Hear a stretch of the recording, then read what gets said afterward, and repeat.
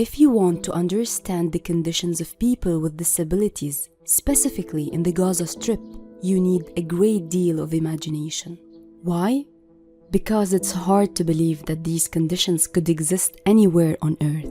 Before the Israeli aggression on the Gaza Strip, people with disabilities were living in the worst conditions. There was no electricity, no water, except in limited quantities. There was a very slow and weak internet signal, which was the only means of communication with the outside world, because there was no freedom of movement, or even the freedom to travel. There were no salaries, no jobs, no social security, and even a lack of food security. All because we were living under the Israeli blockade on the Gaza Strip. In short, we were living in the world's largest prison.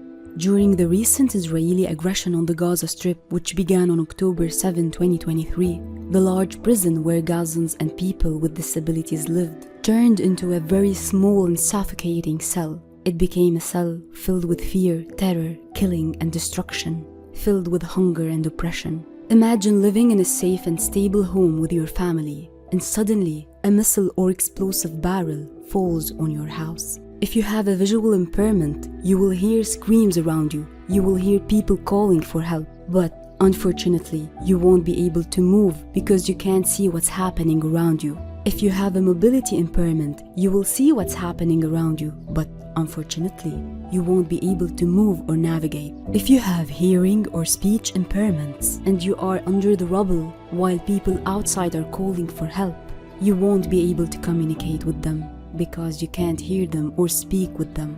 As for people with intellectual disabilities, their conditions are the most difficult because it's very hard for them to communicate with others or even know their names or whereabouts. And it's also difficult for their families to protect them from the dangers of war or the dangers of things happening around them. That's why we heard many stories of families losing their sons and daughters with intellectual disabilities. Some of them are still missing to this day, and unfortunately, others were found dead due to hunger, fear, terror, bombing, or deliberate execution by the Israeli occupation forces. If God grants you survival and you move to displacement camps, unfortunately, displacement camps consist of tents.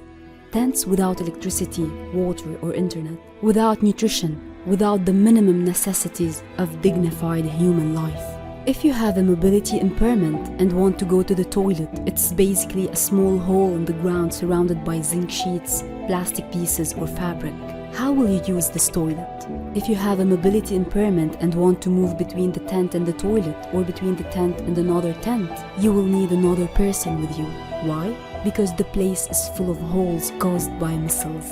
If you have a hearing or speech disability, why can't you communicate with the outside world? Because you lost your communication tools or assistive devices, the white cane, your hearing aid, your glasses, your wheelchair.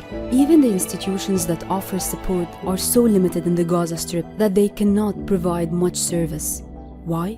Because there is no place or opportunity for communication. Communications are very poor. Internet connectivity is almost non-existent. The economic, moral, living, and food conditions have become significantly worse after the Israeli aggression on the Gaza Strip. The aggression that started with oppression and death continues until now with oppression, death, torture, destruction, hunger, and fear. People with disabilities in the Gaza Strip are living a life that equates to non-existence. Yet, we are still standing and surviving because life on this earth deserves to be lived. I hope that my voice and the voices of people with disabilities in the Gaza Strip spread widely because we want everyone to know about our suffering. We are facing destruction just like all others in Gaza, including humans, trees, and stones. And of course, we thank you for your continuous and dedicated efforts to convey our voices to the whole world. Shireen from the devastated Gaza Strip.